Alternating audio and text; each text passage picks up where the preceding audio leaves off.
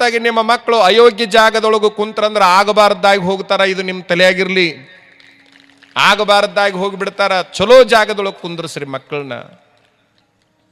ಅವರೊಳಗೆ ಅದ್ಭುತ ಶಕ್ತಿ ಇದೆ. ಒಳಗೆ ಹುಡುಕಾಕ್ ಹಚ್ಚರಿ ಅವ್ರನ್ನ.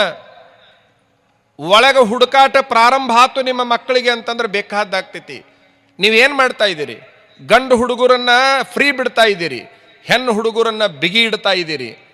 ಹೆಣ್ಣು ಹುಡುಗಿ ಭಾಳ ಚಲೋ ಓದ್ತೈತ್ರಿ ಅಂತೀರಿ, ಗಂಡು ಹುಡುಗ ಓದುದ ಇಲ್ಲ ಅಂತೀರಿ. ಎಲ್ಲರ ಮನೆಯೊಳಗಿನ ಸಮಸ್ಯೆ ಇದು. ಅದು ಅಲ್ಲ. ಕೇವಲ ನಕಾರಾತ್ಮಕ ವಿಚಾರಗಳನ್ನು ಮಕ್ಕಳ ತಲೆಯೊಳಗೆ ಹಾಕಬೇಡ್ರಿ.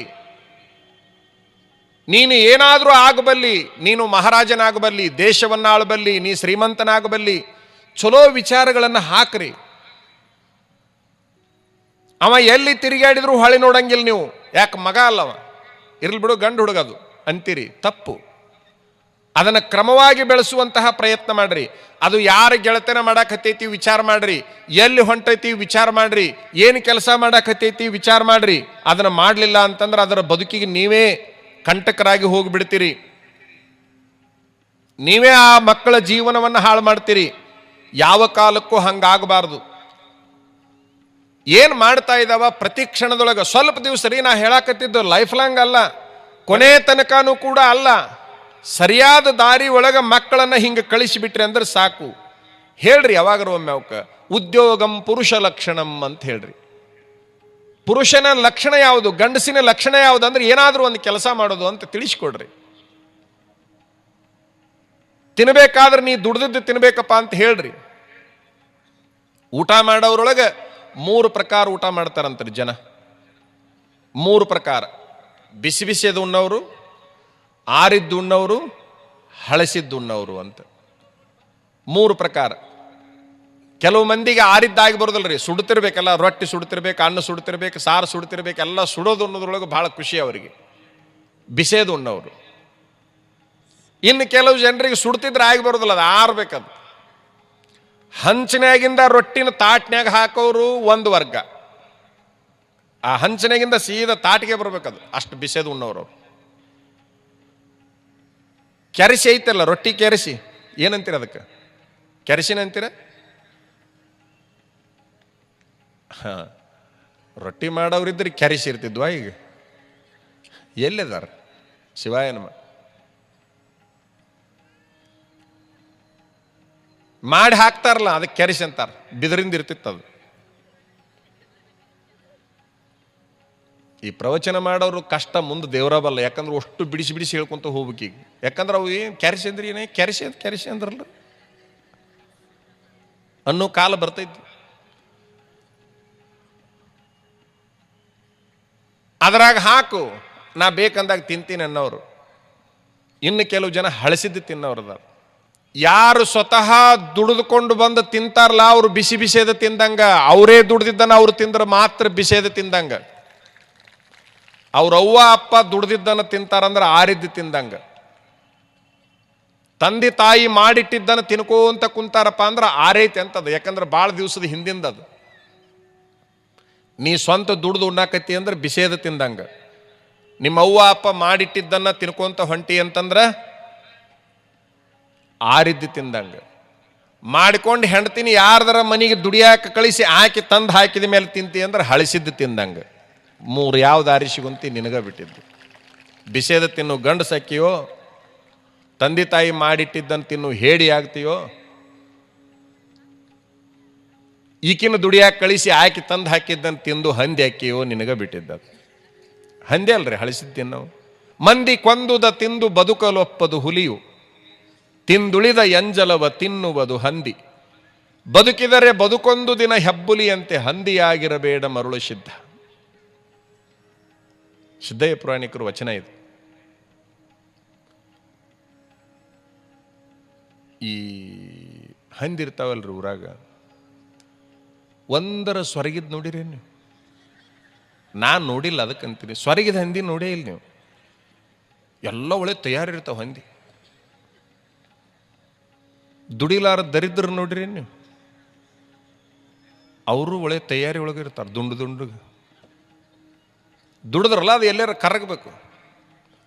ಹರಾಮಿ ತಿನ್ನೋರನ್ನ ಹಂದಿಗೆ ಹೋಲಿಸ್ತೀನಿ ನಾನು, ದುಡಿಲಾರ್ದ ತಿನ್ನೋರನ್ನ ಹಂದಿಗೆ ಹೋಲಿಸ್ತೀನಿ. ವ್ಯತ್ಯಾಸ ಏನಪ್ಪಾ ಅಂದ್ರೆ ಅದಕ್ಕೆ 4 ಕಾಲು, ಇದಕ್ಕೆ 2 ಕಾಲು. ಅದು ಹೊರಗೆ ತಿಂತೈತಿ, ಇದು ಒಳಗೆ ತಿಂತೈತಿ. ಇದು ತಾಟ್ನಾಗ ತಿಂತೈತಿ, ಅದು ಗಟರದಾಗ ತಿಂತೈತಿ. ಇಷ್ಟ ವ್ಯತ್ಯಾಸ, ಬೇರೆ ಏನು ವ್ಯತ್ಯಾಸ ಇಲ್ಲ.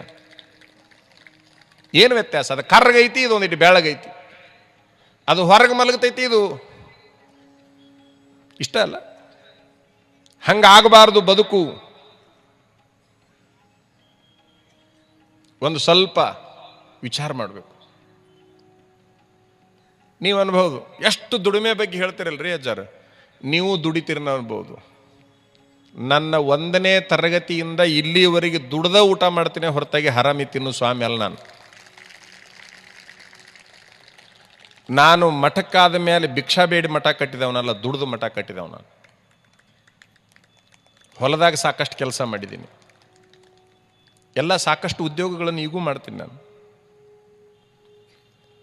ದುಡಿಯೋರನ್ನ ನೋಡಿದೆ ಅಂತಂದ್ರೆ ನನಗೆ ಅವ್ರು ನಮಸ್ಕಾರ ಮಾಡ್ಬೇಕಂತ ಅಪೇಕ್ಷೆ ಆಗೋದಿಲ್ಲ, ನನಗೆ ನಾನು ಅವ್ರಿಗೆ ನಮಸ್ಕಾರ ಮಾಡ್ಬೇಕಪ್ಪ ಅನ್ನುವಂಥ ಭಾವನೆ ಬರ್ತೈತಿ ದುಡಿಯೋವ್ರನ್ನ ನೋಡಿದ್ನಿ ಅಂತಂದ್ರೆ. ಹರಾಮಿ ತಿನ್ನೋರು ನೋಡಿಬಿಟ್ರೆ ಮೈಯೆಲ್ಲ ಉರಿತೈತಿ ನನಗೆ. ಹರಾಮಿ ತಿನ್ನೋರು ನೋಡಿದ್ರೆ ನನಗೆ ಆಗಿ ಬರೋದಿಲ್ಲ. ಯಾವುದಾದ್ರೂ ಕೆಲಸ ಮಾಡ್ರಿ, ಒಂದೇ ಒಂದು 100 ರೂಪಾಯಿ ತರುವಲ್ರೇಕ ನೀವು. ದಿನಕ್ಕೆ 1000 ದುಡಿಯೋ ತಾಕತ್ತು ನಿನಗಿಲ್ಲ, ಓಕೆ, ನೋ ಪ್ರಾಬ್ಲಮ್. ಆದ್ರೆ ದಿನಕ್ಕೆ 100 ಆಗುವಲ್ದಕ್ಕೆ, 50 ರೂಪಾಯಿ ಆಗುವಲ್ದಕ್ಕೆ ನೀವು ದುಡ್ಕೊಂಡ ಬರಬೇಕು. ಇನ್ನೊಂದು ಹೇಳ್ತೀನಿ ನಿಮಗೆ ಬಹಳ ಕಳಕಳಿಯಿಂದ, ಮಕ್ಕಳಿಗೆ ಕಷ್ಟದ ಪರಿಚಯ ಮಾಡಿಸ್ರಿ, ಸುಖದ ಪರಿಚಯ ಮಾಡಬೇಡ್ರಿ. ಸುಖದ ಪರಿಚಯ ತನ್ನಷ್ಟಕ್ಕೆ ತಾನೇ ಆಗುತ್ತದು. ಹಸಿವೆ ಅಂದ್ರೆ ಏನು, ಅನ್ನದ ಕಿಮ್ಮತ್ತನ್ನು ತೋರಿಸ್ರಿ. ಯಾವಾಗರ ಒಂದು ದಿವಸ ಉಪವಾಸ ಇಡ್ರಿ ಅವ್ರನ್ನ, ಮಕ್ಕಳನ್ನ. ಎಷ್ಟು ಹೊಟ್ಟೆ ಹಸಿದ್ರು ತಿನ್ನಾಕ ಸಿಗಬಾರ್ದು, ಹಂಗೆ ನೋಡ್ಕೊರಿ. ಯಾವಾಗರ ಒಮ್ಮೆ, 6 ತಿಂಗಳಿಗೊಮ್ಮೆ ಬಟ್ಟಿ ಕಿಮ್ಮತ್ತು ತೋರಿಸ್ರಿ. ನಾವು ಸಣ್ಣ ಹುಡುಗರಿದ್ದಾಗ 2 ಚೊನ್ನ 2 ಅಂಗಿ, ಇಡೀ 1 ವರ್ಷ ಅದ್ರಾಗ ಬಾಳೆ ನಡೀತಿತ್ತು. ಹುಣ್ಣಿಮೆಗೊಮ್ಮೆ ಅಮಾವಾಸ್ಯೆಗೊಮ್ಮೆ ಮಕ್ಕಳಿಗೆ ಮಾತ್ರ ಒಂದಿಷ್ಟು ಅಕ್ಕಿ ಅನ್ನ ಸ್ವೀಟು ಇರ್ತಿತ್ತು. ಜಾತ್ರೆಯಾಗ ಮಾತ್ರ ಇರ್ತಿತ್ತು. ಜಾತ್ರೆಗೊಮ್ಮೆ ಬಟ್ಟಿ ತರುವಂಥ ಕಾಲ ಇತ್ತು. ಇರಲಿ, ಆಗ ಬಡತನ ಇತ್ತು ಅಂತೇಳಿ ಅನ್ಕೊಳ್ಳೋಣ. ಆದ್ರೆ ಈಗ ಸಾವುಕಾರಿಕೆ ಐತೆ ಅಂತೇಳಿ ಏನು ತರಾಕತ್ತೀರಿ, ಏನು ತಿನ್ಸಾಕತ್ತೀರಿ ಮಕ್ಕಳಿಗೆ? ಶಾಲೆಗೆ ಹೋಗೋ ಮುಂದೆ ಕಿಸೆದಾಗ ರೊಕ್ಕ ಇಡಾಕತ್ತೀರಿ, ಅಲ್ಲಿ ದಾರಿ ಬಿಡಿಸಾಕತ್ತೀರಿ ಮಕ್ಕಳನ್ನ. ಶಾಲೆಗೆ ಹೋಗಬೇಕಾದ್ರೆ ರೊಕ್ಕ ಬೇಕಾಗಿಲ್ಲ ಮಕ್ಕಳಿಗೆ. ಮನುಷ್ಯನ ಶತ್ರು ಯಾರು ಅಂತಂದ್ರೆ ದರಿದ್ರತನನೇ ನಿಜವಾದ ಶತ್ರುನೇ ಹೊರತಾಗಿ ಬೇರೆ ಯಾರು ಶತ್ರುಗಳಲ್ಲ. ಅವ ನಿಜವಾದ ಕೆಲಸಗಾರ ಇದ್ದ ಅಂತಂದ್ರೆ ಶತ್ರುಗಳ ಸಂಖ್ಯೆ ಕಡಿಮೆ ಆಗುತ್ತೆ. ಅವ ಕೆಲಸಗಾರ ಅಲ್ಲ ಅಂತಂದ್ರೆ ಶತ್ರುಗಳ ಸಂಖ್ಯೆ ಹೆಚ್ಚಾದಂಗೆ ಆಗಿಬಿಡ್ತೈತಿ. ದರಿದ್ರತನದ ಜೊತೆಗೆ ಇನ್ನೊಂದು ಮೊಬೈಲ್ ಒಂದು ಬಂದೈತಿ ಈಗ, ಅದು ಒಂದು ದೊಡ್ಡ ಶತ್ರು ಈಗ ಎಲ್ಲರ ಪಾಲಿಗೆ. ಬೆಳಗ್ಗೆ ಎದ್ದು ಕೂಡಲೇ ಕೆದರಾಕ್ ಹತ್ತಿದ್ರೆ ರಾತ್ರಿ ಮಲಗು ಮುಂದೆ ಕೆದರೇ ಮಲಗುದು. ಕೋಳಿ ಏನು ಕೆದರ್ತಿದ್ದು ರೀ ಮೊದಲ? ಕೋಳಿ ಏನು ಕೆದರ್ತಿದ್ದು? ಕೋಳಿ ತಿಪ್ಪಿ ಕೆದರ್ತಿದ್ದು. ಅವು ತಿಪ್ಪಿ ಕೆದರಿ ಎದ್ರ ಸಲುವಾಗಿ ಕೆದರ್ತಿದ್ವು ಅಂದ್ರೆ ಒಂದಿಟ್ಟು ಹೊಟ್ಟೆ ತುಂಬತೈತಿ ಅಂತ ಕೆದರ್ತಿದ್ದು. ಇವು ಕೆದರ್ತಾವಲ್ಲ ಬೆಳಗಿನಿಂದ ರಾತ್ರಿ ತನಕ ಏನು ಸಿಗಂಗಿಲ್ಲ ಇವು. ಕೆದರಿದ್ದು. ಇದು ಬೇಡ. ಅನ್ನದ ಪರಿಚಯ ಮಾಡ್ರಿ, ಬಟ್ಟಿ ಪರಿಚಯ ಮಾಡ್ರಿ, ಹಣದ ಪರಿಚಯ ಮಾಡ್ರಿ. ನಿಮ್ಮ ಮಕ್ಕಳು ಬದುಕು ಅದ್ಭುತ ಆಗ್ತೈತಿ, ಹಸನ ಆಗ್ತೈತಿ. ಅವು ಹೇಳಿದ್ರೆ ತಿಳ್ಕೊಳ್ಳುವಲ್ವಾಗ್ಯಾವ. ನಾವೊಂದು ಹೇಳಕ್ ಹೋದ್ರೆ ಅವೊಂದು ತಿಳ್ಕೊಳಕತ್ಯಾವ. ಯಾವನೋ ಒಬ್ಬ ಗುಡಿಯಾಗ ಮಲಗಿದ್ದ, ಒಳ್ಳೆ 11 ಗಂಟೆ ಸುಮಾರು ಮಲ್ಕೊಂಡ ನಾವ ಬೆಳಗು ಮುಂಜಾನೆ. ಬೆಳಗ್ಗೆ 11 ಗಂಟೆಗೆ, ಏಯ್ ದರಿದ್ರ, ಏನಿದೆ ಬುದ್ಧಿಗಿದ್ದೈತೆ ನಿನಗೆ? ಈ ರೀತಿ 11 ಗಂಟೆಗೆ ಅದು ಗುಡಿಯಾಗ ಮಲಗಿಯಲ್ಲ ಅಂದ ಒಬ್ಬ ಊರ ಯಜಮಾನ್ ಹೋಗಿ ಏನು ಮಾಡಬೇಕು ಅಂದವ. ಅಲ್ಲೇ ಏನು ಮಾಡಬೇಕು? ದುಡಿಯಾಕೆ ಹೋಗ್ಬೇಕು. ಆತು ದುಡ್ದಿನ ಅಂತ ತಿಳ್ಕೊ, ಮುಂದೆ ಏನು ಮಾಡಬೇಕು? ಒಂದಿಟ್ಟು ದುಡ್ಡು ಗಳಿಸ್ಬೇಕು. ಆಯ್ತು ಗಳಿಸಿನ ಅಂತ ತಿಳ್ಕೊ, ಮುಂದೆ ಏನು ಮಾಡಬೇಕು? ಮದುವೆ ಆಗಬೇಕು. ಮದುವೆನೂ ಆಗೈತೆ ತಿಳ್ಕೊ, ಮುಂದೆ ಏನು ಮಾಡಬೇಕು? ಮಕ್ಕಳಕ್ಕವು. ಮಕ್ಕಳಾಗ್ಯಾವ ಅಂತ ತಿಳ್ಕೊ, ಮುಂದೆ ಏನು ಮಾಡಬೇಕು? ಅವನು ಸಾಲಿ ಕಳಿಸ್ಬೇಕು. ಆಯ್ತು ಅವು ಸಾಲಿ ಕಲ್ತಾವಂತ ತಿಳ್ಕೊ, ಮುಂದೆ ಏನು ಮಾಡಬೇಕು? ಅವಕ್ಕೆ ನೌಕರಿ ಕೊಡಿಸ್ಬೇಕು. ಅವಕ್ಕೆ ನೌಕರಿ ಕೊಡಿಸಿದ ಮೇಲೆ ಮತ್ತೇನು ಮಾಡಬೇಕು? ನೌಕರಿ ಮಾಡಕ್ಕೆ ಮಕ್ಕಳು ಅಂತ ತಿಳ್ಕೊ, ಅವಕ್ಕೆ ಮದುವೆ ಮಾಡಬೇಕು. ಆಯ್ತು ಅವು ಮಕ್ಕಳು ಮದುವೆ ಆಗೈತೆ ಅಂತ ತಿಳ್ಕೊ, ಇವ ಇಲ್ಲೇ ಮಲ್ಕೊಂಡಲ್ಲೇ ಅವ ನಿಂತ್ಕೊಂಡಲ್ಲೇ. ಯಾವಾಗ ಅವು ನೌಕರಿ ಮಾಡ್ಕೊಂತ ಮದುವೆ ಆಗಿರ್ತಾವಲ್ಲ, ಮತ್ತು ಅವು ತಂದು ಹಾಕ್ತಾವ, ತಿಂದು ಮಲಗಬೇಕು ಅಂದವ. ಈಗಾಗಲೇ ನಾ ಮಲ್ಕೊಂಡಿನಲ್ಲ ಅಲ್ಲನ ಅಂದವ. ಈಗಾಗಲೇ ಮಲ್ಕೊಂಡು ಅವನು ಇಷ್ಟೆಲ್ಲ ಕೆಲಸಕ್ಕೆ ಹಚ್ಚಬೇಕಾದ್ರೆ ಎಷ್ಟು ಜನ್ಮದ ಶತ್ರುವಾಗಿ ಬಂದು ಈ ಗುಡಿಗೆ ಅಂದವ ನನಗೆ. ಹೇಳೋರನ್ರಿ ನೀವೇನಾರ ಬುದ್ಧಿವಾದ ಹೇಳ್ತೀರಿ ಇಂಥವ್ರಿಗೆ?